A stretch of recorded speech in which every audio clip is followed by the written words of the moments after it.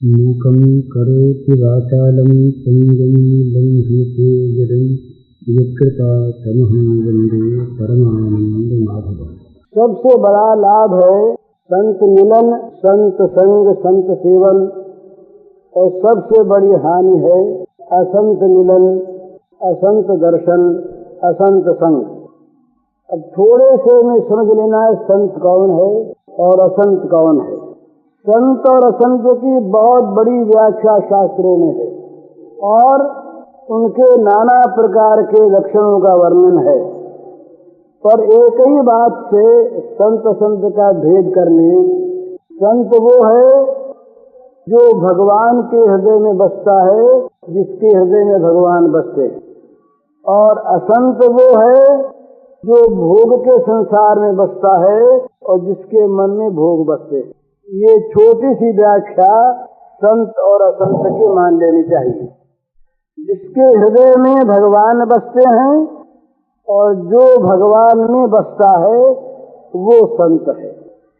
तो ऐसा संत यदि कहीं मिल जाए, ऐसे संत की किसी प्रकार से संगति प्राप्त हो जाए तो सच मानिए उसके संसार के बंधन से मुक्ति हो गई।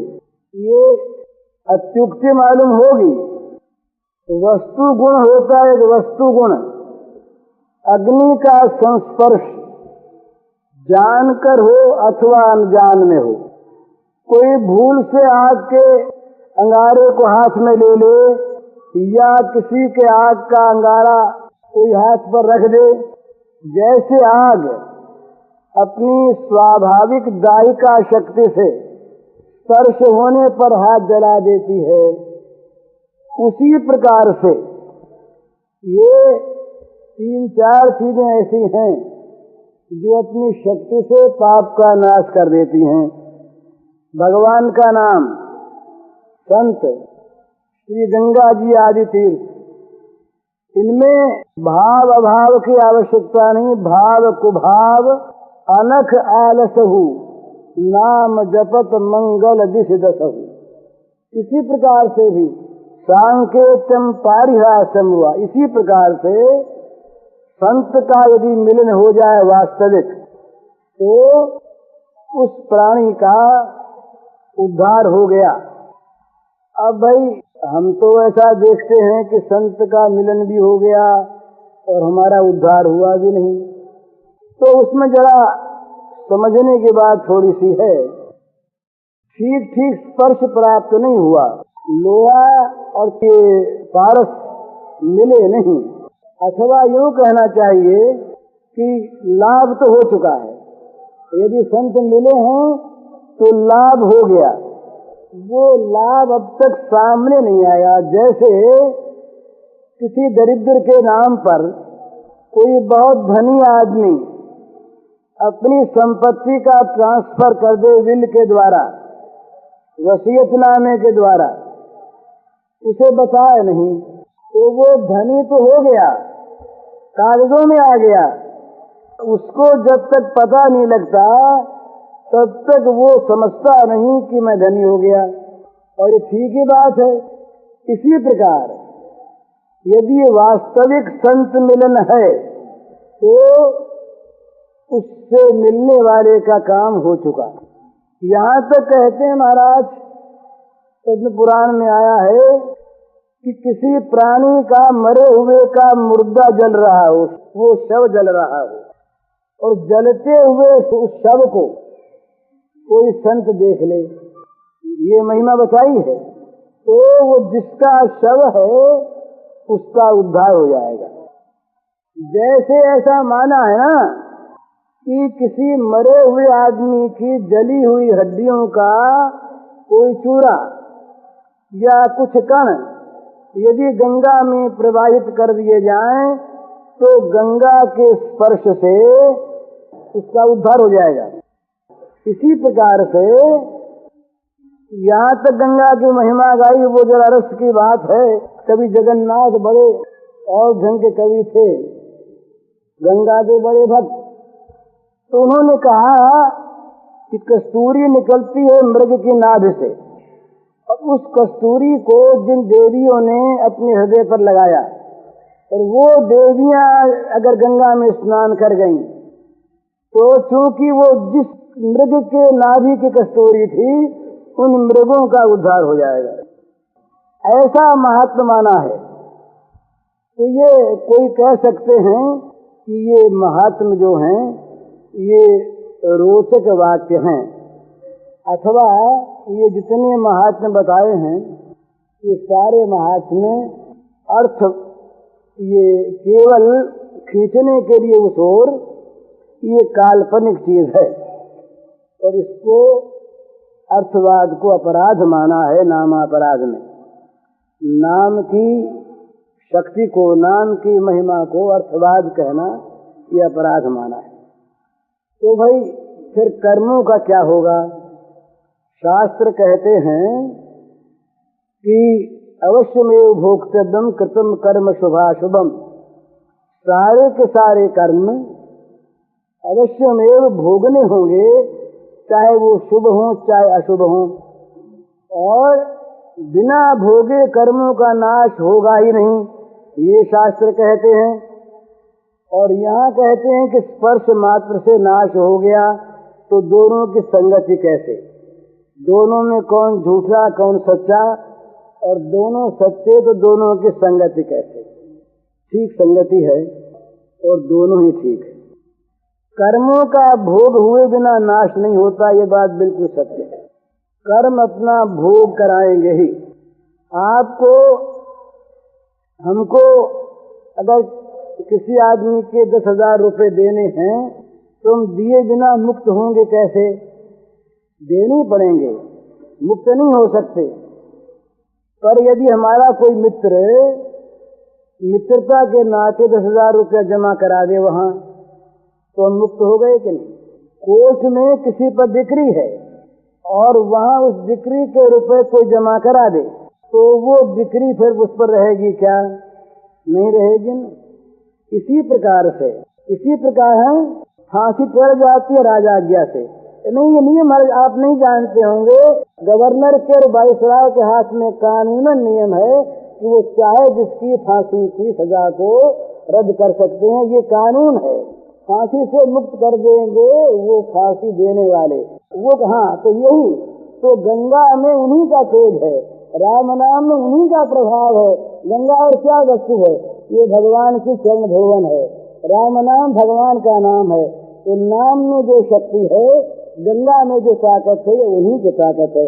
वो चाहें तो क्या ही कर सकते। इसलिए इसका समाधान है। और फिर शास्त्र समाधान लीजिए, ज्ञानाग्नि सर्व कर्माणि तथा, ऐसा कहा है श्रीमद् भगवद गीता में भगवान ने कि अगर ज्ञान की आग जल जाए तो वो आग सारे कर्मों को भस्म कर देगी। अगर भगवान के प्रति कर्म अर्पित कर दिए जाए तो भगवान कहते हैं शुभाशुभ फल रहे मोक्ष से कर्म बंध नहीं, शुभाशुभ सारे कर्मों के बंधन से मुक्त मैं कर दूंगा। तो भक्ति में भगवान कहते हैं अहम त्वा सर्व पापेभ्यो मोक्षयिष्यामि मा शुचे, तुम्हें सारे पापों से मुक्त मैं कर दूंगा, भोगना नहीं पड़ेगा। तो चाहे भोग हो जाए, चाहे माफी हो जाए, और चाहे प्रायश्चित हो जाए, तीन प्रकार से कर्म का, जहाँ कर्म का भोग माना है वहाँ भोग के तीन प्रकार माने हैं। प्रायश्चित के द्वारा कर्म का नाश, भोग के द्वारा कर्म का नाश, और भगवत कृपा जनित ज्ञान या भक्ति के द्वारा कर्म का नाश। तो तीन प्रकार से कर्म का नाश होता है। जिस शास्त्र में कर्म को अवश्य भोक्तृ माना है, उसी शास्त्र में कर्म का इस प्रकार छुटकारा भी माना है। इसलिए कोई इसमें आपत्ति की बात नहीं। तो इस प्रकार से संत मिलन का भी, ये जिनको विश्वास है उनका छुटकारा नहीं होगा, ये ठीक बात है। इतना सत्य होगा कहीं है ही नहीं। तो आप न माने, आपका नहीं होगा, आप कर्म को भोगते चले जाइए, आपका नहीं होगा, हमारा तो हो गया। आप न मानिए, नहीं कैसे हुआ नहीं, हमारा हो गया। आपको न मान से क्या होता है? आप न माने, आपका नहीं होगा, आपका नहीं, आप नहीं मानेंगे, आपका नहीं होगा, तो हमारा तो हो गया। समझे? तो मैं ये कह रहा था कि संत मिलन, यदि संत का वास्तविक मिलन हो गया तो संत के मिलन का ये प्रभाव है स्वाभाविक।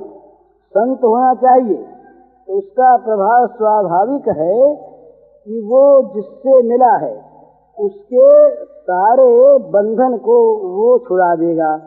क्यों छुड़ा देगा? उसके अपने अंदर इस प्रकार की एक शक्ति है जो बंधन का नाश करती है, और संत की बंधन शक्ति के नाश करने वाली शक्ति का प्रयोग होता है दूसरों के लिए। ये संत का स्वभाव। गीता में भगवान कहते हैं, अद्वेष्टा सर्वभूतानां मैत्र करुण एव च निर्ममो निरहंकार सम दुख सुख क्षमी। जो भगवान के भक्त संत होते हैं वो किसी प्राणी से द्वेष नहीं करते, स्थिर होते हैं। जहाँ दुख होता है वहाँ वो दया करते हैं, पिघल जाते हैं, ममता अहंकार नहीं करते, अपने सुख दुख में समान रहते हैं और क्षमावान होते हैं। तो दूसरे के दुख को वो देख नहीं सकते। जहाँ देख नहीं सकते वहाँ क्या होता है, उनका जो दुख नाश करने की शक्ति है उसका प्रयोग होता है। ये संत की ही महिमा है। तुलसीदास महाराज ने बड़े सुंदर शब्दों में संत के हृदय की व्याख्या की। तो कहने लगे कि संत हृदय नवनीत समाना कहा कभी कही न जाना। संत हृदय नवनीत समाना कहा कभी कही न जाना। निज परिताप द्रवई नवनीता पर दुख द्रवई संत सुपुनीता। ये महिमा वो कहते हैं कि कवियों ने संत के हृदय को बताया है नवनीत के समान, मक्खन के समान कोमल। बड़ी बढ़िया उपमा दी, मक्खन के जैसा कोमल कौन होता। तो संत का हृदय गोया मक्खन, मक्खन के समान कोमल है। तुलसीदास जी कहते हैं कि कवियों ने कविता तो दी पर संत के हृदय के लिए ठीक बैठी नहीं। भाई क्यों नहीं बैठी? मक्खन से कोमल को और कौन होगा? बोले कोमल तो नहीं, पर स्वयं मक्खने में दोष है। क्या दोष है? तो कहते हैं कि निज परिताप द्रवई नवनीता। मक्खन कब पिघलता है? जब खुद संताप पाता है। मक्खन को जब आंच लगती है तब कड़ा मक्खन पिघलता है अपने आंच पाकर। पर संत अपने आंच पाकर नहीं पिघलते, उन पर कितना ही दुख आ जाए वो नहीं पिघलते। पर दुख द्रवई संत सुपुनीता। दूसरे के दुख को देखकर संत पिघल जाते हैं। ये संत हृदय का और मक्खन का ये भेद है। तो दूसरे के दुख को देखकर पिघल जाना और उसकी सहायता न करना और उस दुख का नाश करने की हमारे में जो ताकत है उसका प्रयोग न करें, तो आंसू बहाना दिखावा मात्र होता है। किसी को हम दुख में देखें और दुख में देख करके हमारे आंखों में आंसू आ जाएं, बड़ा अच्छा है। पर उसके दुख को नाश करने की हमारे में ताकत भी है। ताकत न हो तो आंसू पर्याप्त है, ताकत भी है। और हम केवल आंसू बहा करके हट जाएं और उसके दुखों का नाश करने के लिए अपनी ताकत का प्रयोग न करें तो हम दयालु हृदय नहीं। तो संत हैं दयालु, दूसरे के दुख से संताप पाकर पिघलने वाले। तो उनके अंदर जो ताकत है वो ताकत क्या है? संत में संसार के बंधन को नाश करने की उनमें शक्ति है। युक्त संगत बात है। संत के मिलने से क्यों किसी का उद्धार होता है? इसलिए होता है कि संत की स्वाभाविक जो बंधन नाशनी शक्ति है, जो पाप प्रनाशनी शक्ति है, उस शक्ति का प्रयोग संत के द्वारा स्वाभाविक उस जीव पर हो जाता है जो जीव संतप्त है, दुखी है। इसलिए संत का मिलन स्वाभाविक मुक्तिदाता होता है। ये एक युक्त संगत बात है। और ऐसे के प्रमाण तो हैं ही। नारद जी महाराज कहते हैं कि महत का संग है वो दुर्लभो गम्यो मोघश्च। नारद जी का सूत्र है। संत का मिलना बड़ा कठिन, सहज में नहीं मिलते। संत के नाम पर हम जैसे लोग भले ही मिल जाएं, ठगने वाले। असली संतों का दुर्लभ संत का मिलन। और अगम्य यदि मिल जाए तो पहचानना बड़ा मुश्किल। वो अपना विज्ञापन लगाए तो घूमते नहीं, लिखे हुए कि हम संत हैं, और लिखे हुए होते वो संत प्राय होते नहीं। तो संत का पता कैसे लगे? अपने पास संत को तोलने वाला कांटा है नहीं। कोई आदमी अगर बहुत हजारों मन लकड़ियों और पत्थरों के तोलने वाले कांटे से हीरा तोला चाहे और लाख रुपए का हीरा उस पत्थर तोलने वाले कांटे के किसी छेदी में आ जाए, और वो अगर तोलने वाला कहे कि ये क्या है, जरा सा ही कांटा जो है हमारा ये झुका नहीं, तो ये लाख रुपए हीरा कहाँ से आएगा। तो उससे यही कहना चाहिए कि भाई तुम्हारा कांटा हीरा तोलने का नहीं है, ये पत्थर तोलने का, इससे पत्थर तोलते चले जाओ, हीरा तुलेगा नहीं। तो सांसारिक आदमियों की बुद्धि संत को तोल नहीं सकती। वो अपनी आंख से संत को देखेंगे, हमारे कांटे पर आए तो तुम्हारे कांटे पर तो पत्थर आवेगा भैया बारी बारी, बहुमूल्य हीरा तो आवेगा नहीं।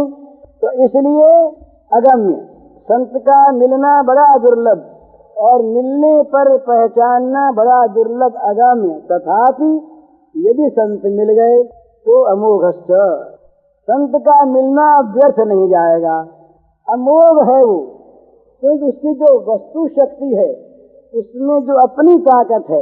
अरे भाई बर्फ के ऊपर हिमालय में जाके बैठ जाइए, बोले हम नहीं स्वीकार करते ठंड को, नहीं स्वीकार करते कहने से वो ठंड की जो अनुभूति है वो कैसे मिट जाएगी। न स्वीकार करो तुम, उसमें जो स्वाभाविक ठंडक है, ठंडा कर देने वाली जो ताकत है वो ठंडा कर ही देगी। आग के समीप जाके बैठिए, गर्मी मालूम होगी ही, चाहे आप गर्मी न मानते हो, न चाहते हो, न स्वीकार करते हो, न करें स्वीकार, वो तो सिर चढ़ के आपके बोलेगी कि मैं गर्मी आ गई। इसी प्रकार से संत का संग यदि वास्तव में हो गया तो संत का जिसको संग हुआ उसका उद्धार हो गया, हो जाएगा नहीं, हो गया। तो इस पर तो भय कहाँ लगता है ये बात कहने में। हम अगर कहें हम संत हैं तब तो हमें भय लगेगा। क्यों भय लगेगा? कि हमारे मिलने वालों का उद्धार हुआ नहीं। तुम डर के मारे कहेंगे नहीं ये बात कि भाई संत मिलने से उद्धार होता है, कहीं हमारे संत बनने में बाधा आ गई तो इसलिए अपने ये कहने में कोई हर्ज नहीं है। सच्ची बात संत कि हम तो संत हैं नहीं, संत होते तो उद्धार होता ही, ये तो प्रमाण हुआ नहीं। तो अगर संत मिल जाए तो पक्की से पक्की बात है, ये शास्त्र का निचोड़ है, अमोघश्च। उसका फिर दूसरा फल अर्थ लगाते हैं जो कुछ थोड़ा सा संदेहवादी हैं, वो कहते हैं कि कुछ फल तो होगा ही, व्यर्थ नहीं जाएगा, कुछ फल हो जाएगा, पूरा नहीं होगा, पूरा तो जानने से ही होगा। ये वैसी बात है कि आपको जानने से आग पूरी जलाएगी नहीं तो कम जलाएगी। ये जैसे असिद्ध है, आपको जानने से आग जलावे और न जानने से कम जलाए, ये जैसे असिद्ध बात है। इसी प्रकार संत को संत जानने से संत दूर करे उसके बंधन को, और न जानने से न करे, ये बात नहीं है। ये संत की अमित महिमा है। जिसको संत का मिलन हो गया, जिसने भगवान का नाम ले लिया, जो गंगा में नहा लिया, उसका उद्धार हो गया, हो गया, होगा नहीं, हो गया। लेकिन हम पहले ही ये मान लेते हैं कि ऐसा होगा नहीं, ऐसा होगा नहीं, हो सकता नहीं। तो भाई ये और अच्छी बात है, श्रद्धा पूर्वक, सदाचार पूर्वक और अभ्यास करके आगे बढ़ो। बहादुर की भांति ये मुफ्त का माल न लेकर और बहादुर की भांति कर्म करके और प्राप्त करो, ये और अच्छी बात है। तो बढ़िया बात ये है ही। पर कमजोर हम जैसे जो लोग हैं, वे लोग तो आसरा ताकते रहते हैं, क्या करें भाई, कुछ होता हुआ था तो है नहीं, तो चलो गंगा मैया ही तार दे, चलो राम नाम ही तार दे, चलो संत ही तार दे, समझे। तो पर ये है, ये अलीक वस्तु नहीं है, ऐसी बात। तो संत मिलने पर काम तो हो गया, पर हमको करना क्या चाहिए? हमको दो बात करनी चाहिए। ये मुफ्त की बात तो है, पर दो बात करनी चाहिए। एक बात तो ये करनी चाहिए कि संत के मिलन की तीव्र आकांक्षा करनी चाहिए। बिनु हरि कृपा मिले ही नहीं संता। संत गलियों में, बाजारों में विज्ञापन करते नहीं घूमते, ध्यान देने की बात। साइन बोर्ड लगाकर संत नहीं बैठते कि हम संत हैं आ जाओ। साइन बोर्ड लगाने वाले हम ही लोग हैं, पर सच्ची बात है साइन बोर्ड लगा के बैठना, हम संत हैं भाई आ जाओ, उद्धार करने के लिए बैठे, उद्धार करने की दुकान खोल कर बैठे हैं, ये संत बनने की दुकान नहीं खुला करती। एक बात तो संत के मिलन की आकांक्षा करनी चाहिए कि ऐसे संत जिनका मिलना ही भगवान के मिलने से बढ़कर, ऐसे संत को भगवान मिलावे। तत्कृपया लभ्य, भगवान की कृपा से ही संत की प्राप्ति होती है, अन्यथा नहीं होती। बिनु हरि कृपा मिल ही नहीं संता है। तो संगति संस्कृति कर अंता, संत का जो मिलना है ये संसार का अंत करने वाला है, परंतु संत मिलते नहीं बिना भगवत कृपा के। तो भगवान की कृपा का आश्रय करके भगवान को पुकारे संत मिलन के लिए, एक बात। दूसरी बात, संत की एक परीक्षा करे। परीक्षा करने के बाद संत परीक्षा हम कर नहीं सकते, मैं बता रहा हूं ना, संत की परीक्षा हम कर नहीं सकते, हमारे पास वो बुद्धि का कांटा ही नहीं है, तो संत की परीक्षा कैसे करें हम? परीक्षा तो हम नहीं कर सकते, अपने लाभालाभ के लिए हम संत चुन सकते। ये परीक्षा कैसे कि जिसके संग से, जिसकी सोहबत से, जिसकी बात मानने से हमारे अंदर दैवी संपत्ति बढ़े, भगवान की ओर वृत्ति लगे, संसार से वृत्ति हटे, पापों से मन हटे, हमारे लिए वो संत है। और जिसके संग से हमारा मन भगवान से हटकर भोगों में लगे, हमारे मन में पाप वासना उठे, हमारा मन भगवान से हटे, हमारा मन विषयों की ओर दौड़ने लगे, तो समझना चाहिए कि हमारे लिए भाई ये चाहे संत होंगे, हमारे लाभ की वस्तु नहीं। इस प्रकार से अपने मन में अपने लाभ हानि की बात सोच करके संग करे। संग करने का अर्थ साथ रहना नहीं है, संग करने का वास्तविक अर्थ है सेवन करना, उसके उपदेशों का अपने जीवन में उतारना। जिस प्रकार से हमें संत कहें, उस प्रकार से हम अपने जीवन में उस प्रकार का बनने की चेष्टा करें, ये संत सेवन है। पास रहने में भी बहुत लाभ है, परंतु पास रहने की अपेक्षा भी अधिक लाभ उसके उपदेश का अनुसरण करने में है। एक बात यदि हम संत के मान लें, एक बात वास्तविक, एक बात, काम हो गया। गुरु ने कहा, एक शब्द कहा, सर्वम खलविदम ब्रह्म, महावाक्य, बस ये सारा का सारा केवल ब्रह्म है। ये कहते ही हमने श्रद्धा पूर्वक इसको स्वीकार कर लिया, स्वीकार करके देखने लगे, सर्वम खलविदम ब्रह्म, काम बन गया। एक वाक्य भी हम ठीक ग्रहण कर लें, भगवान ने कहा वासुदेव सर्वमिति, एक वाक्य भगवान का मान लिया। हाँ, दुर्लभ है, ये तो जो माने वो दुर्लभ है, नहीं तो कहाँ सुलभ है। हाँ, और एक बात साधन में एक बात मान ले, माम एकम शरणम ब्रज, सारा काम हो गया। भाई जा कहाँ कहाँ भटकते, भगवान ने तो ऐसी ऐसी दया की है। अरे बोले कहाँ कहाँ भटकते हो तुम, छोड़ो ना सब इन बकेड़ों को, यही शब्द है, सर्वधर्मान परित्यज्य, छोड़ो। माम एकम शरणम ब्रज अहम त्वा सर्व पापेभ्यो मोक्षयिष्यामि मा शुच। गीता का प्रारंभ होता है अशोचाजन शोचस्त्वम से, और है यहाँ से भी, और गीता का परिहार होता, उपसंहार होता है माँ शुच से, अंतिम। और बीच की चीज गीता का प्रारंभ होता है शिष्य से हम साधिमान स्वाम प्रपन्नम से, और उसकी अपूर्णता को दूर करने के लिए भगवान उपसंहार करते हैं माम एकम शरणम ब्रज। शरणागति में कसर रह गई थी, कुछ कसर तो नहीं रहती, अर्जुन के लिए शरणागति में कसर रह गई, ये हम जैसे लोग हैं तो बड़ा अपराध है। अर्जुन तो भगवान के स्वरूप है महाराज, नर नारायण, नरं से नरोत्तमम, नर की ही ऊपर व्यास भगवान ने वंदना की है। लेकिन अर्जुन के कहने के बाद भगवान ने महिमा प्रकट की।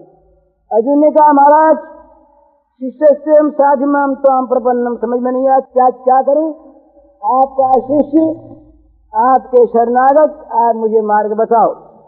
इतना कहकर भगवान की बात सुने बिना ही, उत्तर दिए बिना ही अर्जुन ने अपना निर्णय दे दिया, नहीं ओच्छेत गोविंद मुक्ता कुछ लड़ूंगा नहीं। तो भगवान हंसे, अरे तुम पूछ रहे थे हमसे बताओ क्या करें, और हमारा उत्तर मिले बिना ही अपना निश्चय तो व्यक्त कर दिया, लड़ेंगे नहीं। हम कहते मत लड़ो तो नहीं लड़ते। अच्छा हुआ ये गीता का बीज, अगर अर्जुन यो नहीं कहते वहीं कह देते अच्छी बात है तो गीता चलती ही नहीं, फिर सारा खत्म हो जाता मामला वहीं पर। तो अर्जुन के ब्याज से हम लोगों पर कृपा करके भगवान ने अर्जुन के मुंह से ये कहलवाया, अर्जुन तुम कह दो। तो शरणागति में पूर्णता कब होती है? जब सारे बखेड़ों पर से चित्त हट जाता, ये भी करो वो भी करो और सब करो, पर ये अलग अलग सब करो तो बड़ी झंझट है। और सबको करो एक ही के लिए, या एक ही में सब करो, या एक ही को सब कुछ मान कर करो, तब काम बन जाता। तो मान एकम शरणम व्रजत, तो सारा जिम्मा भगवान ने अपने ऊपर ले लिया। जो जाको शरणो लियो ताको ताकी लाज, उलटे जल मछली चले बयो जात गजराज। बड़ा मतवाला हाथी कहीं गंगा के जोर के प्रवाह में आ जाए तो सामने चलना दूर रहा, प्रवाह में भी टिकेगा नहीं, बह जाएगा साथ साथ। तो छोटी सी मछली प्रवाह के सामने चलती है, प्रवाह मछली को बहाता नहीं। हाँ, जब इच्छा ऊपर चले उसे चले, प्रवाह उसे रोक नहीं सकता। क्यों नहीं हो सकता? कि जल ही उसका जीवन है, जल ही उसका आश्रय है। जल के सिवा वो किसी को जानती मानती नहीं। जल न रहा तो प्राण न रहे, बस। आश्रय का अर्थ क्या है? आश्रय माने जीवन, आश्रय माने जीवन, प्राण। आश्रय नहीं तो जीवन नहीं, बस। तो ये मछली का आश्रय क्या है? जल है। अगर जल नहीं तो मछली जी नहीं सकती। तो भगवान ने अर्जुन से कहा कि सारे आश्रयों को, सारे धर्मों का छोड़ करके माम एकम शरणम व्रज, एक मेरे शरण में आ जाओ। फिर बोले जो कुछ करना कराना मेरा जिम्मा रहा। अहम त्वा सर्व पापेभ्यो, कई भाष्यकार गण बड़ा सुंदर अर्थ करते हैं पाप का, कि जो बंधन करे वो पाप। तो पुण्य भी पाप, पुण्य भी पाप और पाप भी पाप, शुभ कर्म भी पाप, अशुभ कर्म भी पाप। बेड़ी चाहे सोने की हो और चाहे लोहे की हो, दोनों बांधती है। तो संसार के सुख भी बांधते हैं, संसार के दुख भी बांधते हैं। पुण्य का फल है संसार के सुख और पाप का फल है संसार के दुख। अतएव पाप पुण्य दोनों ही बंधन कारक होने से साधकों के लिए दोनों ही त्याज्य हैं। दोनों का त्याज्य न हो ऐसी अवस्था में पुण्य करे, और पुण्य करके अगर वो बुद्धिमान हो तो सकाम भाव छोड़ दे तो वो पुण्य भगवान की पूजा बन जाते। तो इस प्रकार से सबका आश्रय छोड़कर केवल जो भगवान के आश्रय में आ जाए उसको भगवान की प्राप्ति हो गई। आश्रय में आया कि हो गई, भगवान ने उसको अपना लिया, उसको कह दिया तुम मेरे। और जहां भगवान ने कहा तुम मेरे, इतने में राजा की सवारी आई। राजा ने पहचान लिया ये तो अपने महल का हार था, ये सब मेरी मेरी करते हैं। राजा ने कहा खबरदार, क्या मेरी मेरी कर रहे हो, ये तो हमारा हार है आपका। उस राजा का सब भाग जाएंगे, सब झूठे थे ना, सब झूठे रहे ना, मेरी मेरी करने वाले झूठे थे। अब झूठे सत्य के सामने कब तक टिकते? तो ये हम जो संसार में हमको कभी पुत्र कहता है तुम मेरे, कभी धन कहता है तुम मेरे, कभी क्रोध काम कहते हैं कि तुम मेरे, न मालूम कौन कौन सी चीजें, मन बुद्धि इंद्रियां, भोग राग, प्राणी पदार्थ, न मालूम कौन कौन मेरे मेरे कह करके हमको फांसे हुए हैं। और जब भगवान आकर हटो यहाँ से, ये तो मेरा है, सब भगवान ने जहाँ मेरा कहा वहाँ सबका आधिपत्य जीव पर छूट जाता है। जीव पर तभी तक संसार का आधिपत्य है जब तक उनका नहीं हो जाता। जब उनका हो गया तो सब चोर भाग जाते हैं। वो भागवत का श्लोक भी ब्रह्मस्तुति में है, तावत् रागादयस्तेना तावत् कारागृहं गृहं तावन् मोहो गृह्णगडो यावत् कृष्ण न ते जनाः। वो कहते हैं हे श्री कृष्ण, ब्रह्मा जी कहते हैं हे श्री कृष्ण, जब तक तुम्हारे नहीं हो जाते, जब तक तुम्हारे नहीं हो जाते तब तक क्या रहता है? रागस द्वेष रूपी चोर पीछे लगे रहते हैं। हमेशा लूटते रहते हैं ये राग द्वेष रूप से। इंद्रिय सेन्द्रिय स्यार्थे राग द्वेषौ व्यवस्थितौ तयोर्न वशमागच्छेत् तौ ह्यस्य परिपंथिनो। ये परिपंथी बटमार लुटेरे ये किसी भी विषय में हम मन लगावे वहीं पर तैयार मिलते हैं। तो ये कब तक? जब तक उनके न हो जाए तब तक ये चोर रहते। और तावत कारा गृहम गृहम, तब तक ये घर जेल खाना रहता है। जब तक उनके नहीं हो गए तब तक इस जेल में बंदी हैं। जब उनके हो गए तो ये घर फिर जेल नहीं रहेगा, मंदिर भले भगवान का बन जाए। पुजारी हम भले ही बन के रहे इसमें, पर कैदी बन के नहीं रहेंगे। अभी तो हम कैदी बन के रह रहे हैं, घर के कैदी हैं, फिर कैदी नहीं रहेंगे, भगवान के पुजारी हो जाएंगे। तो तावत कारागृहम गृहम और तावन मोह निगड़ो। जब तक भगवान नहीं हो जाते तभी तक मोह की बेड़ियां पैरों में पड़ी हुई हैं। भगवान के हुए कि बेड़ियां पटापट टूटी, बस भगवान के हुए कि टूटी, ये बेड़ी फिर रहेगी नहीं। इसलिए जब हम भगवान के हो जाएं और भगवान कह दें तुम मेरे, सबका आधिपत्य उठ गया। अब जगत में किसी की ताकत नहीं, सब कोई, ये जितने देवता सब आधिपत्य किए बैठे हैं। यमराज आएगी अपना हिस्सा मानते हैं, इंद्र आएगी। ये कहा कि जीव जो है क्या ये देवताओं के भोजन है, ये सब खाते रहते हैं, हम लोगों दिन भर खाते हैं, फिर इनका आधिपत्य उठ जाएगा। ये जीव जब तक भगवान का भोग्य नहीं होता तब तक ये जगत का भोग्य है। और जब इसने अपने को गोपी बनाकर भगवान का भोग्य बना दिया, फिर जगत का आधिपत्य उठ गया। जगत के भोगने की चीज नहीं रही, फिर वो भगवान का भोग्य है, भगवान का वो सुख संवाहक है, भगवान के सुख की सामग्री है, उसका जीवन परम धन्य है। अब तक तो हम किनके जीवन के सुख की सामग्री हैं? भोगों की। जितने भी संसार के संबंध है ना महाराज, इस सारे के सारे संबंध भोगों को लेकर हैं, इन्हें कोई संबंध नहीं है। इसलिए हम भोगों के गुलाम हैं, भगवान के गुलाम नहीं। और जिस दिन हम भगवान के गुलाम हो जाएंगे उस दिन सारी गुलामी हमारी छूट जाएगी, फिर हमारा सच्चा स्वातंत्र होगा। बोले हम स्वतंत्र हो गए, स्वतंत्र हो गए, बोले क्या करते? बोले जो मन में आता सो करते। तो मन के गुलाम हुए कि नहीं? मन का गुलाम जो है वो कभी स्वतंत्र है क्या? आज का पढ़ा लिखा आदमी बड़े गर्व से कहता है कि हमारा व्यक्ति स्वातंत्र है। अर्थात हम किसी किताब को, किसी आदमी को, किसी महात्मा को, संत को, किसी आप्तवाक्य को नहीं मानते। तो भाई क्या मानते हो, क्या करते हो? जो मन में आता सो। गर्व से कहता जो मन में आता सो, अर्थात मन के गुलाम हो गए। शास्त्र कहते रहे मन की गुलामी को छोड़ो, जहाँ मन जाए वहां न जाओ।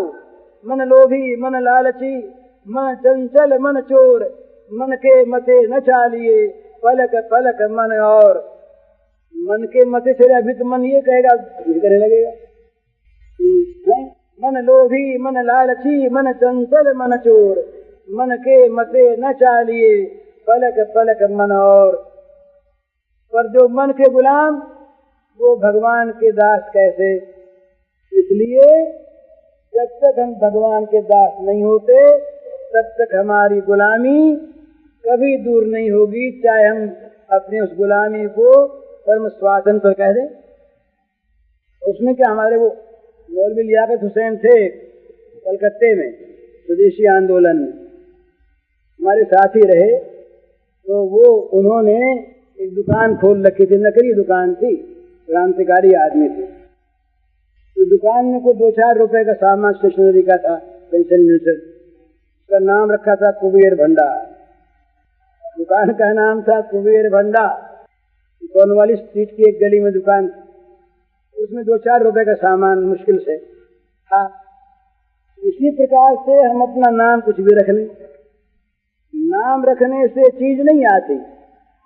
जब तक वस्तुतः उस प्रकार की स्थिति नहीं है, वो वस्तु नहीं है, तब तक नाम वाम का कोई मूल्य नहीं, कोई मूल्य नहीं। इसलिए हम भगवान के वास्तव में हो जाएं, भगवान कह देंगे हमारे, तो हमें अनुभव होगा। फिर स्वतंत्रता का। जगत की कोई भी स्थिति हमारे मन को डुला नहीं सकेगी। अब तो जरा सा प्रतिकूलता का भाव दिखा कि चिंता हो जाती है, क्या होगा भाई। ये चिंता क्या सिद्ध करती है? चिंता सिद्ध करती है कि हम किसी चीज की आशा रखते हैं, हम किसी वस्तु के गुलाम हैं। बड़ी चिंता, कभी दुख कभी सुख। सुख भी गुलामी का होता है। वो वस्तु न मिली तो सुख नहीं होगा ना। तो सोचिए ना, हमारा सुख क्या है? अनुकूल वस्तु मिली तो सुख और न मिले तो दुख। तो हमारा सुख वस्तु का अधीन रहा ना, उस वस्तु के हम गुलाम रहे कि नहीं? दूसरे का अधीन हमारा सुख है, अधीन दुख है, तो हम स्वतंत्र कहाँ हैं? स्वतंत्र तब हम हैं, जगत की कोई वस्तु हमें न सुखी बना सकती है न दुखी बना सकती है। हमारा जो अखंड अनंत आनंद है, उस आनंद में जगत का कोई पदार्थ, कोई स्थिति, कोई अवस्था, कोई प्राणी किसी प्रकार का प्रभाव नहीं डाल सकता। एक एक रस में नित्य नित्य स्थित हैं। न प्रेषति प्रियम प्राप्य नो द्विजेत प्राप्य चा प्रियम स्थिर बुद्धि असमूढ़ ब्रह्मविद ब्रह्मणि स्थितः यो न हृष्यति न द्वेष्टि न शोचति न कांक्षति समम सर्व शुभाशुभ परित्यागी भक्तिमान समय प्रिय। इसका अर्थ क्या है? संसार की कोई स्थिति जिसके मन पर उस स्थिति के कारण से हर्ष नहीं ला सकती। संसार का कोई प्राणी पदार्थ उसके मन में द्वेष पैदा नहीं कर सकता। संसार का कोई प्राणी पदार्थ उसके मन में शोच नहीं पैदा कर सकता, और संसार के किसी प्राणी पदार्थ के लिए उसके मन में आकांक्षा नहीं हो सकती। इस प्रकार शुभाशुभ का परित्यागी, सर्वधर्मान परित्याग करने वाला वो स्वतंत्र है, वो भगवान का एकमात्र है। और नहीं तो दूसरों की आशा करे, दूसरों के भरोसे पर अपने सुख को बंधन में रखे। हमारा सुख तो दूसरों का हाथ बंधा हुआ है। अमुक स्थिति हो तो सुख हो, अमुक वस्तु मिले तो सुख हो, अमुक प्राणी मिले तो सुख हो। तो हमारा सारा सुख जो है ये पराधीन सुख है, परतंत्र सुख है। हम गुलाम हैं। स्वतंत्र कौन है? स्वतंत्र वो है जिसका सुख अपने पास है, निरंतर पास है। संसार की कोई स्थिति उसके सुख को डुला नहीं सकती, हिला नहीं सकती। वो सुख उसका अपना है, अपने पास है, नित्य है, सत्य है, किसी वस्तु के अधीन नहीं है। वस्तु जाए या आवे, रहे या नाश हो जाए, एक हो या बहुत हो जाए, बहुत होकर के सब मिट जाए। जिसका सुख किसी वस्तु के अधीन है, जिसका सुख किसी प्राणी के अधीन है, जिसका सुख किसी अवस्था के अधीन है, वो परतंत्र है, वो गुलाम है, वो बंधन में है। वो कहाँ सुखी है? सुखी वो जिसका अपना सुख अपने पास है, जो रात दिन है, जो हर घड़ी है, हर अवस्था में है, एक रस है, स्वतंत्र है, नित्य है, सत्य है, असमूर्ध है। इस प्रकार का जो आत्म सुख, भगवत सुख, ये जिसके पास है वो स्वतंत्र है, वो हरदम सुखी है। कोई अवस्था उसको सुखी, उसको बंदी नहीं बना सकती। तो वो बंधन से मुक्त है, वो भगवान का हो गया। तो हम भगवान के हो जाएं तो भगवान कह देंगे हम तुम्हारे। जब भगवान हमारे हो गए तो हम किसी के नहीं रहे। सारे बंधनों का हम पर से दावा उठ गया। जो अपना अपना कह के हमको आज तक बांधे हुए थे, भगवान के शरण में आते ही भगवान के बंधु सब कह देंगे अरे हम झूठ बोलते थे भाई, ये चीज तो हमारी नहीं है, तुम झूठे तो अपने कहते थे। ये तो भगवान